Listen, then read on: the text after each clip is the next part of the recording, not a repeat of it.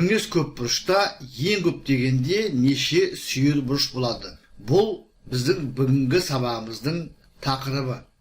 Саламатсыздар ма, құрметті оқырмандар? Сіздермен бірге математика пәнінің оқытушысы Алсейітов Амангелді Құмарұлы. Мен математика мен математикалық сауаттылықтан ұлттық бірыңғай тестілеуге арналған теориялық материалдар мен есептерді талдауды жалғастырамын.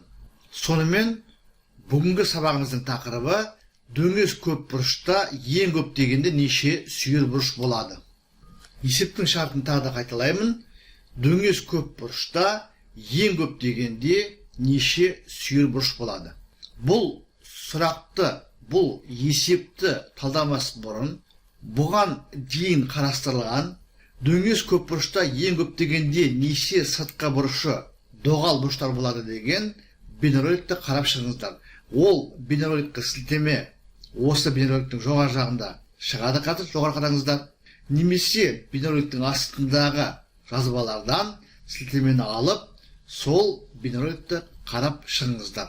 Ол бейнероликтегі материалды жақсы түсініп алсаңыздар, мына сұраққа жауап беруді, бұл есептің шешуін түсіну өте жеңіл болады. Жоғарыда аталған бейнероликте дөңес көп бұрышта ең көп дегенде 3 сыртқы бұрышы доғал бұрыштар бола алатындығын дәлелдеген болатынбыз. Мына суреттегідей, егер альфа ішкі бұрыш болатын болса, ал альфа штрих оған сәйкес сыртқы бұрыш болатын болса, олар сабайлас бұрыштар болады да, олардың қосындысы 180 градусқа тең болады.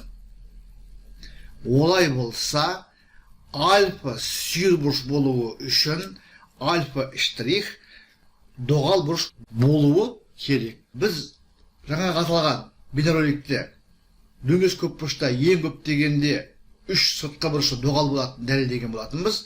Олай болса, дөңес көп бұрышта ең көп дегенде 3 сүйір бұрыш болады. Сонымен альфа бізде сүйір бұрыш болуы үшін, яғни 0 градустан үлкен 90 градустан кіші болуы үшін, мына теңдіктен альфа штрихтің, яғни осы сүйір бұрышқа сәйкес сыртқы бұрыштың доғал бұрыш болу керектігін көріп отырмыз. Яғни альфа штрих 90 градустан үлкен, бірақ 180 градустан кіші болу керек. Сонымен тағы да қайталаймыз.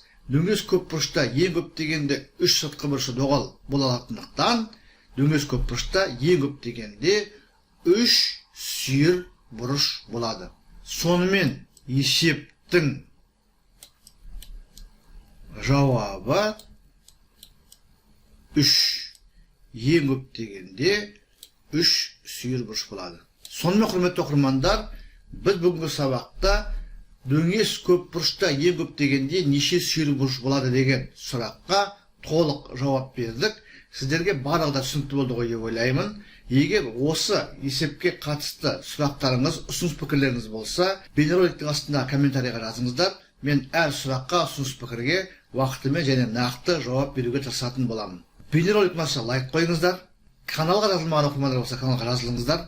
Бұдан әріде математика мен математикалық сауаттылықтан теориялық материалдар мен есептерді талдап, каналға жүктеп отыратын боламын. Әріптестер мен құрбы құрдастарыңыз, оқушылар материалдармен таныс болуы үшін репост жасауды ұмытпаңыздар.